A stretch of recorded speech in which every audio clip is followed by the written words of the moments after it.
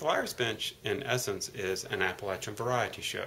It's the brainchild of Gary Carden, and I'm very pleased that we've been able to work with him at the center in a variety of projects. They were filming Davy Crockett right there in that river, and we all just went crazy following them around, you know. And they hired a lot of Cherokees. They hired a friend of mine, Mickey Littlejohn, to get killed. I think Mickey got killed 6 times. He fell off cliffs, he fell out of trees, he run headlong at Mattheis-Marke, you know, boom, bam, boom, bam. And we'd meet at the reservation grill every day and listen to him tell us about how movies was made. You know. The program had already existed in Silva, but they outgrew that space. Their attendance was so large they needed a different space, and our auditorium seemed like a good match.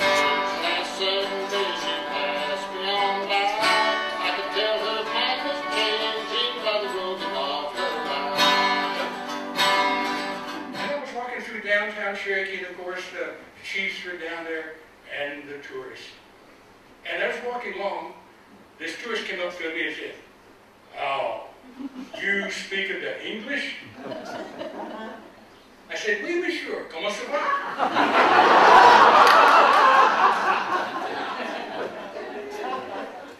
And he said, "Gertrude, come over here, listen to him speak Indian."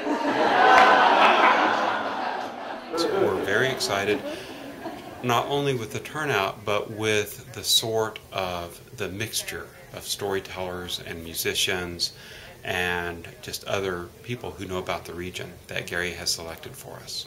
And then I'll just leave you with this. This is a reconstruction, an artist reconstruction of the town of Chota, a Cherokee town near Chattanooga from the 1700s. And my evidence suggests that the town here, most of the activity in the town happened in the 17th century, and was probably, most of the people left the town area in the probably 1650s or so, but they continued to come back and use that council house on top of the mound, I think, for decades after that. But I think the community plan would have been similar to this, with these paired roundhouses and rectangular houses. There would have been an open plaza where the chunky game and things like that would have taken place.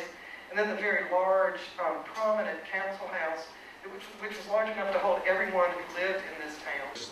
The Spanish were the first that we came in contact with in 1540. Fernando de Soto and his soldiers came to this part of the world, and a lot of them probably looked like this. You know, they had mustaches and beards, and their hair was probably a lot different than ours, different colors, and this one has gold teeth. They were looking for gold, and that was what their conquest was all about. A man named William Lawsey made this mask, and he's attached leather ears, and he really likes to embellish his masks. And some of the older masks made out of wood were decorated with just whatever people had on hand around home. In my mind's eye, I can still see the Reverend Bushyhead standing on the mound while he recited the beautiful musical words of the prayer. I was inspired by that gathering to begin collecting all the information I could find about the Niquosi Mound and village site that surrounded it. In 1993, I put the material together for this small book, Franklin's Ancient Mound. We have the mound today because back in 1946, when it was threatened by commercial development, locals formed the Macon County Historical Society and launched a successful campaign to buy it. Contributors... I once was a song, but now I'm found.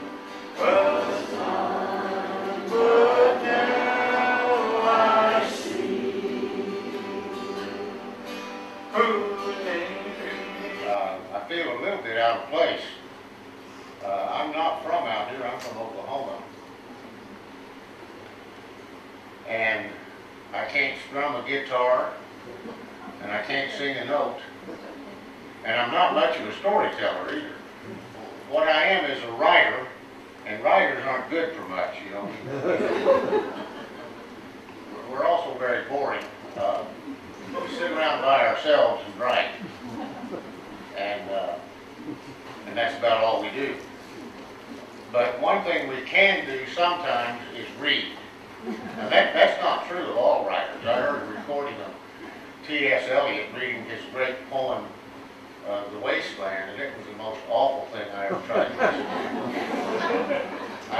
do better than T.S. Eliot. I'm going to read a story that was published in 2009 in Appalachian Heritage magazine that's published at Berea College up in Kentucky. Showtime is at 7 p.m. here at the Mountain Heritage Center, and the show typically goes for about 2 hours with a short intermission in the middle. Niggo-Hila, Cherokee. You turn the trail of tears into a circle,